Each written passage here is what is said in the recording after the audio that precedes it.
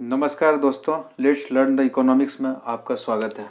तो आज का जो सब्जेक्ट है, हम लोग डिमांड का जो बाकी जो इनका जो फैक्टर है उनके विषय में अध्ययन करेंगे प्राइस के अलावा, जिसमें जो हम लोग पढ़ेंगे कि डिमांड और जो अदर जो प्राइस पीजेड हम लोग अन्य वस्तु का जो था उसका क्या किस तरह का रिलेशन है, demand and income of consumer का क्या किस तरह का नॉर्मल और इन्फीरियर गुड्स में क्या होगा, डिमांड एंड कंज्यूमर्स टेस्ट जो है और शिफ्ट इन डिमांड कर्व इसका हम लोग पढ़ेंगे। Demand and expectation of buyers का क्या है ये पढ़ेंगे, from individual demand to market demand, और change in quantity demanded, movement versus change in demand, shift of demand curve.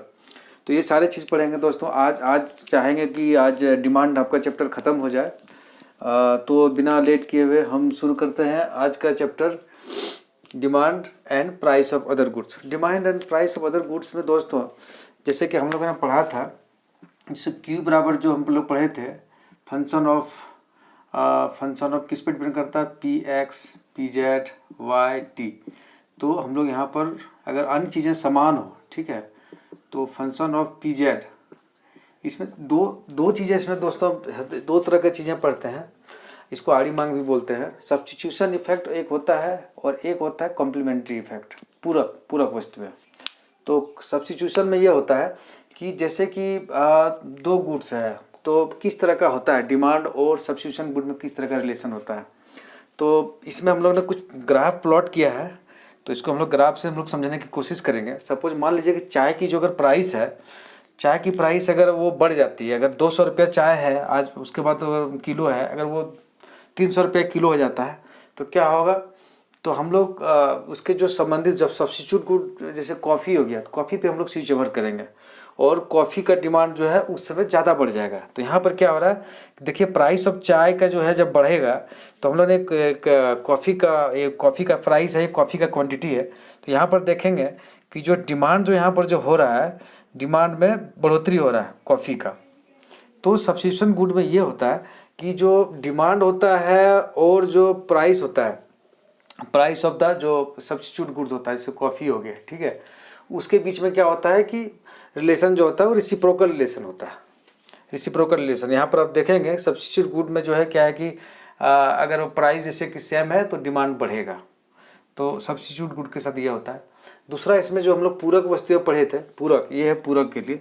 पूरक में क्या होता है दोस्तों, कॉम्प्लीमेंट्री में इसमें होता है कि जैसे पूरक आप ये मान के चलिए, जैसे कार के साथ पेट्रोल का ये कर सकते हैं, कलम के साथ इंक के साथ, तो दोनों वस्तु एक साथ हम लोग उसका उपभोग करते हैं, मतलब पूरक एक दूसरे के पूरक है। तो यहाँ पर क्या होता है, अगर हम पूरक वस्तु में क्या करेंगे, अगर प्राइस बढ़ेगा पूरक वस्तु में एक का, तो स्वाभाविक है कि दूसरा पे वो नुकसान करेगा, उसको इफेक्ट करेगा। सपोज हमने यहाँ पर एग्जाम्पल लिया पेट्रोल और कार का लिया है। अगर सपोज पेट्रोल अगर हमारा जो है, पहले जो पेट्रोल की प्राइस थी वो 60 रुपया था, ठीक है, अब पेट्रोल अगर हमारा 70 रुपया हो गया, तो क्या वो कार पे इफेक्ट करेगा? बिल्कुल करेगा। कार पे लोग जो है डिमांड कम करेगा। तो यहाँ पर क्या हो रहा है, कार का हम लोग लिए हैं, ये कार का है ग्राफ, कार का है। अगर हम ये लें कार का क्वांटिटी की बात करें इधर, और प्राइस की बात करें इधर कार का, तो यहाँ पर क्या होगा कि जो है आदमी जो डिमांड कार का घटेगा। तो पूरक वस्तुओं में क्या होती है, ये यहाँ पर जो है, जो यहाँ पर क्या हो रहा है कि यहाँ पर कार का जो डिमांड है घटेगा, अगर प्राइस जो है इसका अगर बढ़ता है तो इस तरह से ये दो चीज़ें मेन है गुड्स में। अगर अब ये प्राइस में अगर आप देखा जाए अन्य वस्तुओं के प्राइस में, अब यहाँ से अब यहाँ अब डिमांड और ये हमारा हो गया, demand and income of consumer के विषय में बात करेंगे। ये समान वस्तु के केस में बात अगर करते हैं, डिमांड और इनकम ऑफ कंज्यूमर। इनकम क्या होता है दोस्तों कि अगर नॉर्मल गुड्स में लें, अगर इनकम हमारा बढ़ता है, अगर अन्य वस्तु यहाँ पर समान है, मतलब बाकी जो चीज़ें जो है वो चीज़ें हम कॉन्स्टेंटली हैं, तो क्या होगा, इनकम बढ़ेगा तो स्वाभाविक है कि हम लोग ज़्यादा परचेज करेंगे सामान का, है ना। तो यहाँ पर क्या होगा कि प्राइस और क्वांटिटी के बीच में जो रिलेशन होगा, इसमें जो होगा रिसिप्रोकल होगा। मतलब ये है कि डिमांड अगर यहाँ पर जो अगर ये है, अगर इनकम बढ़ता है तो हमारा जो है डिमांड कर्व आगे जाएगा, शिफ्ट होगा डिमांड कर्व। तो यहाँ पर क्या है कि प्राइस के साथ साथ जो हमारा जो है डिमांड कर्व अगर D1 है तो ये D1 हो जाएगा, ठीक है। तो ये हमारा हो गया नॉर्मल गुड्स के केस में।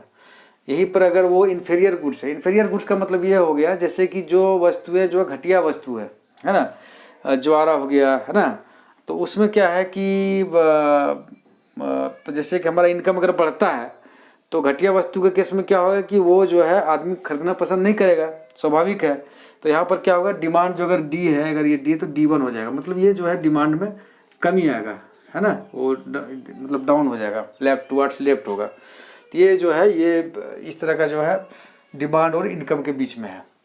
3 नंबर में हम लोग पढ़ेंगे demand and consumer taste. Consumer taste क्या होता है, अगर हमारी रुचि में अगर हमारा बदलाव आ गया कि रुचि हमें अच्छा लग रहा है कोई चीज़, तो स्वाभाविक है उस चीज़ को हम लोग खरीदना ज़्यादा पसंद करेंगे।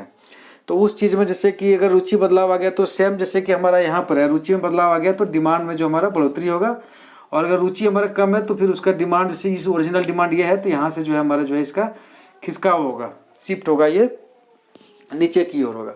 और बाकी चीज़ें इसमें सब समान मानते हैं। तो सेम इसी तरह का है जैसे कि हम लोग इनकम में बात किया। अब demand and expectation of buyers, इसका अगर बात करें, demand and expectation of buyer का मतलब ये हुआ कि जैसे कि हमें एक्सपेक्ट कर रहे हैं कि जो है चीज़ें की दाम जो है बढ़ेगी आने वाले दिनों में, तो हम लोग क्या करेंगे, तो आने वाले समय में क्या करेंगे, हम लोग डिमांड को बढ़ाएंगे अपना।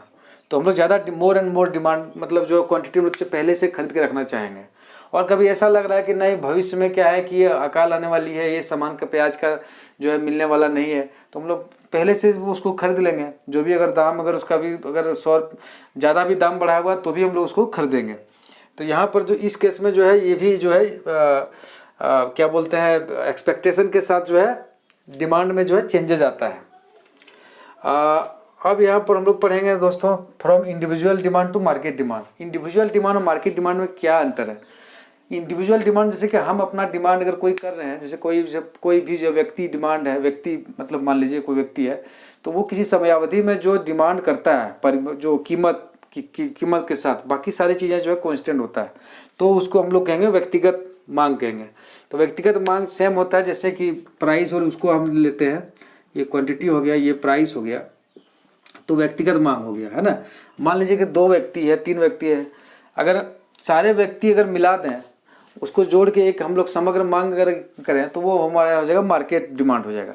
तो मार्केट डिमांड को क्या बोलेंगे, जैसे कि ये व्यक्ति ये हो गया, इसका डिमांड ये है, व्यक्ति बी का डिमांड ये हो गया, दोनों को हम लोग जो है जो भी क्वांटिटी है प्राइस से अगर सेम है, अगर ये P1 है P2 है, दोनों का प्राइस, इस प्राइस पर देखेंगे कि जो है इसका डिमांड कैसे है, इस प्राइस पर देखेंगे इसका डिमांड कैसे हो रहा है, क्वांटिटी कैसे हो रहा है। तो इनको हम लोग क्या करेंगे, एडअप करेंगे। एडअप करने के बाद जो एक हम लोग जो ग्राफ प्लॉट करेंगे वो हमारा हो जाएगा मार्केट डिमांड हो जाएगा। बेसिकली दोनों के बीच में डिफरेंस कुछ नहीं है, इसमें भी सेम है। व्यक्तिगत मांग में जो हम लोग पहले पढ़े थे, जैसे वस्तु की कीमत पे डिपेंड करेगा, अन्य वस्तु की कीमत पे डिपेंड करेगा, रुचि पे डिपेंड करेगा और आय पे डिपेंड करेगा। बट जो है मार्केट डिमांड में क्या है कि अपार्ट फ्रॉम दिस 2-3 चीज़ें हैं, जैसे कि जनसंख्या ज़्यादा होगा तो डिमांड वस्तुओं की ज़्यादा होगा। दूसरा क्या होगा, आय का वितरण अगर कैसा, आय का वितरण अगर जो है ज़्यादा अच्छा होगा तो ज़्यादा डिमांड होगा, है ना। और जनसंख्या का आयु तथा लिंक्स संयोग किस तरह का, डेमोग्राफी किस तरह का, वो भी डिपेंड करता है कि डेमोग्राफी का मतलब ये होगा कि अगर यंग जनरेशन का है तो ज़्यादा होगा, डिमांड होगा। तो वो भी है, वो भी फैक्टर प्ले करता है कि किस तरह का डिमांड होगा मांग का। तो यहाँ पर दोस्तों हमने जो है ये पढ़ लिया individual demand to market demand. अब हम लोग पढ़ेंगे change in quantity demanded versus change in demand, जो शिफ्ट कैसे होता है। तो आपने ऑलरेडी ये जैसे कि कोई भी डिमांड है, कोई अगर हम डिमांड का ग्राफ प्लॉट कर रहे हैं यहाँ पर, ठीक है, तो यहाँ पर क्या हो रहा है कि एक मिनट, यहाँ हाँ मूवमेंट, यहाँ पर क्या हो रहा है, अगर कोई प्राइस ये है, अगर P प्राइस है इसका और ये क्वान्टिटी है इसका, ठीक है, सॉरी उल्टा हो गया, क्वान्टिटी ये हो गया, प्राइस ये हो गया। अगर इसमें क्या होगा, अगर प्राइस, अगर हमें यहाँ पर प्राइस में जो है कमी हो गया तो हमारा ये हो जाएगा क्वांटिटी Q1 हो जाएगा, और अगर प्राइस में जो है, अगर प्राइस में बढ़ोतरी हो गया तो क्वांटिटी Q2 हो गया। तो यहाँ पर क्या होगा, ये जो संकुचन हो गया, ये यहाँ पर क्या होगा, ये एक तरह से एक्सपेंशन हो रहा है, एक में क्या हो रहा है, कॉन्ट्रैक्शन हो रहा है। मतलब डिमांड में कॉन्ट्रैक्शन भी हो रहा है, डिमांड में एक्सपेंशन भी हो रहा है, ठीक है। तो इसको बोलते हैं हम लोग कॉन्ट्रैक्शन और एक्सपेंशन। और बाकी जो हम लोग जो ये है हमारा शिफ्ट का बात करेंगे, चेंज इन डिमांड का बात करेंगे। तो चेंज इन डिमांड में मतलब ये हो गया, जैसे कि चेंज इन डिमांड फर्क कैसे पड़ता है, जैसे कि हम लोगों ने पढ़ा था आय, अगर इनकम ज़्यादा हो गया तो डिमांड जैसे कि बढ़ गया, है ना। तो रुचि हमारा बढ़ गया, तो रुचि बढ़ने के बाद जो डिमांड में शिफ्ट होता है तो इसको शिफ्ट बोलेंगे। जैसे रुचि टेस्ट हो गया, अगर ज़्यादा हो गया, एक्सपेक्टेशन ज़्यादा है तो वहाँ पर भी चेंजेस होता है। तो इस तरह से दोस्तों जो है आज का जो चैप्टर है आज का समाप्त होता है डिमांड का। और नेक्स्ट टॉपिक जो है एक नए अध्याय से हम लोग शुरू करेंगे। अगर आपको ये चैनल अच्छा लगा हो तो आप इसको लाइक करें, सब्सक्राइब करें और कमेंट करें। आज के लिए इतना ही दोस्तों, धन्यवाद।